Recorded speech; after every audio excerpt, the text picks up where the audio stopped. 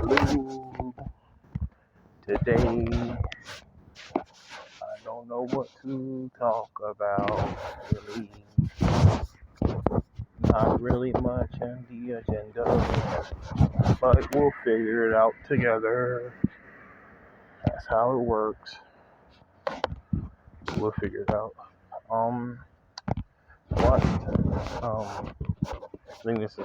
I watched this old clip from our RDC, where John said that Haku, the Zabuza Haku scene was more impactful than the Shikamaru and his father scene. I also agree with that. I don't know. I don't know. The fact when Zabuza was fucking up all them niggas, and when they were looking at Zabuza, they saw the demon of the hidden mist. They saw the demon behind him. So it was like you could tell that nigga was a demon. And all he had was his hand with no hands, just the blade in his mouth, fucking all them niggas up, running past them, cutting through all of them, running through them, just to get to this one nigga to kill him. And then right after he killed this nigga, he couldn't get back to Haku, could not get back to Haku. So Kakashi picks him up and carries him to Haku and says to Haku, holding Haku and saying, "I wish I can go where you're going, but I can't." And crying. And I'm sitting there thinking that's an impactful fucking scene. It even got Naruto to where he was, to be the ninja he was. Without Haku and Zabuza, Naruto wouldn't be the ninja he was. He wouldn't be. I get that Shikamaru and his father scene was good, where they're playing. I forgot. It's like chess. It's like chess, but in Japanese chess, right? And he's over here trying to tell his son to open up and talk to him and shit. And his son just gets mad and knocks all the pieces down. And then his father leaves and says, "Don't worry, I'll pick up all the pieces," which is just like, you can let all it go, but I'll pick you up at the end. At the end, I'll still pick you up. You know what I mean?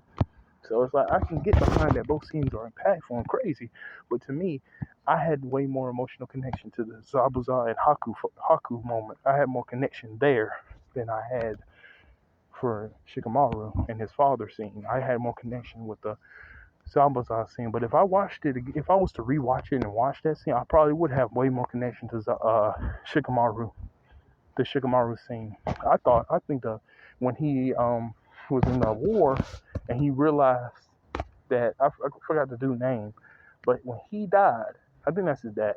I can't remember. I cannot remember. I'm sorry. But when he died and saw Shikamaru cry, that shit hit because he knew he was going to die. He knew that shit. He was like, "Yo, I love you," and shit. You know what I mean? That shit's impactful. But I would say Zabuza was more impactful in that scene between Shikamaru and his father when they were playing that game versus, yeah, I think that scene was more impactful. But that's because a personal thing between that. That was me personal. But again, it was funny. I think that scene was impactful. And here's one. I watched back and forth old rerun, basically rerun or rewatched the back and forth. If I had to choose a character, who's a better character in Dragon Ball Z?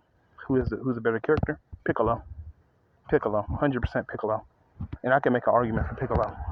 He went from being practically a clone of his father, hating everybody, hating the world, wanting to destroy the world for what they did to his father, wanting to kill Goku for killing his father and all that stuff, to growing to be empathetic and caring of the world and people. It took Gohan, him practically raising Gohan as a surrogate father while his father's absent, to realize how much the world meant, like how important it is, all of it is to him. It took seeing Gohan and his development to make him realize he can't just do that. He has to change. He can't be like his father. He can't be his father. You know? It took seeing Gohan and actually practically raising him like a son to understand it all, because he was selfish. But Piccolo was a selfish fucking character, complete selfish. It took Gohan to pull that selfishness out away, to pull away that selfishness. It took Gohan to do that, and went from being such an evil bastard that he only teamed up with Goku because he hated Raditz. He's like, man, I fucking hate Raditz. I fucking hate your brother. So I'll help you beat him because I hate him too. I hate him more than I hate you right now. So I'll help you. But two birds, one stone. I get to kill you and him. So two birds, one stone. But then Gohan pulled up and it changed his whole worldview. He went from that to basically an uncle. He went to become an uncle, basically. Caring and everything. Because it took the innocence of a child to pull away that evil. It took the innocence of a child to pull away the evil that was in his heart. I think Piccolo's a better character because you actually see more development of his character, how he's more protective and more caring, and it's actually reasonable.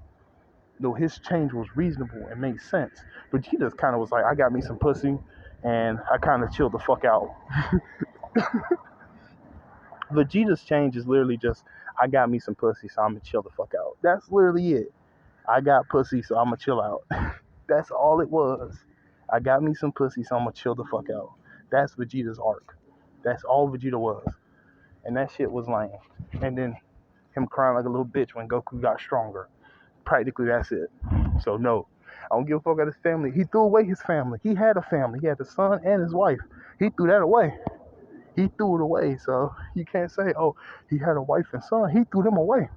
In the Majin Buu saga, he threw them bitches away. He said, nope, I don't need it. Fuck you. It's just holding me back. He said that himself, that they were holding him back to what he was, who he truly is, an elite. He was being controlled. He was being pulled down by this caring and compassion. He was being pulled down. He was a sane elite. And he allowed some low-class nobody to be stronger than him. That's why I say Vegeta is not no fucking good character in terms of development. I say Piccolo is. He had grown up hating the world and hating everybody and hating Goku and hating the world and wanting to destroy it all, to having learned the finer things of life from a child, and becoming more caring because of it, He's a way better character.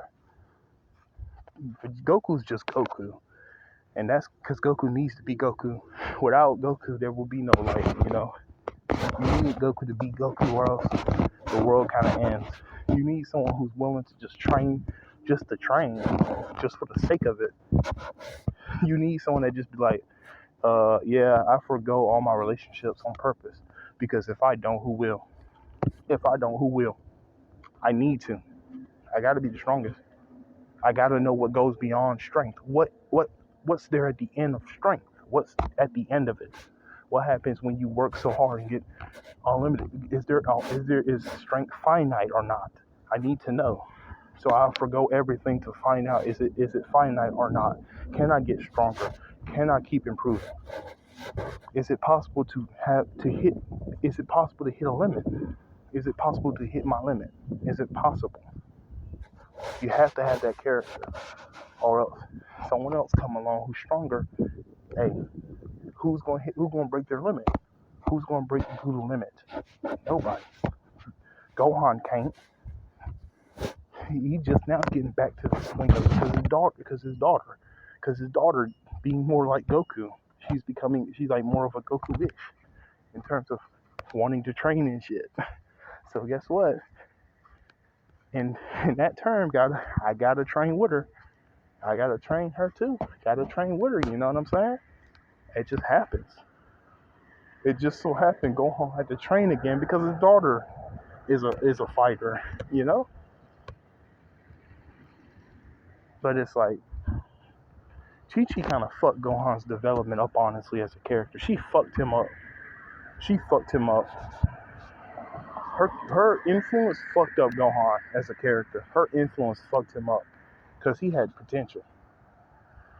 The manga, Vegeta even said Gohan could be it has the potential to be stronger than all of us combined. He has that much potential in him, but she fucked him up with this school shit. Even though there's like 900 enemies that keep coming, keep spawning, and she like, no training, go to school. Are you fucking kidding me? Every few weeks, a new nigga come out talking about destroying the planet. School don't mean shit if the planet's gone. You know what I'm saying? School don't mean shit when the planet's taken over by an evil dictator. You know what I'm saying? So it makes sense that someone has to be the one to be like, nah, train only, and that's Goku. And the only reason Vegeta trains because Goku training. If Goku stopped training, Vegeta stopped training, which is whack. And guess what? Vegeta's a bitch because he fucking trained too. He said, you know what? I'm a cheat. I ain't gonna just train. I'm gonna cheat like a bitch and train with an actual god. That shit lame. That shit weak. But as soon as Goku trained with a god, they're at the same level, if not Goku higher. That shit wax. You gonna sit here and tell me you're an elite and then cheat and then still be buns. Right when Goku gets the same level amount of training as you become buns anyway. That shit's hilarious. That's funny. That's funny to me. You're just elite warrior, right? Elite. And then as soon as Goku gets the same amount of training you're getting, you ain't no elite no more. You go back to being a bitch. So come on now. Crying as usual. That's Vegeta's character. Cry. Come on now. Y'all like him? Y'all like Vegeta? Okay. Whenever someone says Vegeta's my favorite character, I'm like, all I can think of is you're just a crybaby, right? Because it's like that's all he do is cry. All Vegeta do is cry. We talk shit about Goten crying and shit. Crying and all that shit. Goten, he crying when he get beat up and shit hurt. He cries and shit like that. Gohan crying and shit. But it's like Vegeta's the biggest crybaby of all. Because if he ain't strong, he cries. If he get beat up, he cries. If if if if the person beats his pride, he cries. You know what I'm saying? Goku, please beat Frieza. Goku, please beat Jiren. Goku, please beat this person. God damn. Beat him yourself. Damn, why you gotta allow me to beat him? Shit. Beat him yourself. Fuck. I shouldn't have to beat everybody for you. Damn it, you're supposed to be an elite. Beat him. I shouldn't have to beat him for you. That's all I'm saying. Vegeta's ass. There's so many better characters that have better development. Even I say Piccolo's the best developed character. I would say Gohan, but he's wasted potential. Gohan's wasted potential. So that's what happens when you don't train and shit with a character. Wasted potential. Gohan was wasted potential. Could have been better. Could have been a better character. They saying he's fixed. That the movie fixed him. So I'm trying to watch the movie. I'm trying to watch the new Dragon Z movie, but again, to watch it in English is like finding the fountain of youth. So it's impossible. Now, let me rephrase that fountain of youth comment. You can watch it, but it's gonna be fuck ugly. You can watch the English version of the movie, but it's going to be fuck ugly. And I don't want to watch the fuck ugly version. And then I don't want to watch the Japanese version because I want to watch the English version. Again, I like dub versus sub. At me, bitch. At me. How you get the impact of the scene through subtitles? How? Tell me. You show me how that works. Oh, it feels more impactful when he screams. When he sound like a little bitch screaming. Come on now. Come on, bro. He sound like a fucking baby. He sound like a dying cat screaming. Come on now. We gonna really sit here and say the scream Goku screams. I will not let you destroy my world. In Japanese is way more impactful. We gonna say that? We're going to tell these lies, these tall tales that I will not let you destroy my world in Japanese is better than English. Shut the fuck up. You're lying. You're lying on purpose because you know that shit wanks. You know that shit is wanks. Shut up. You're lying.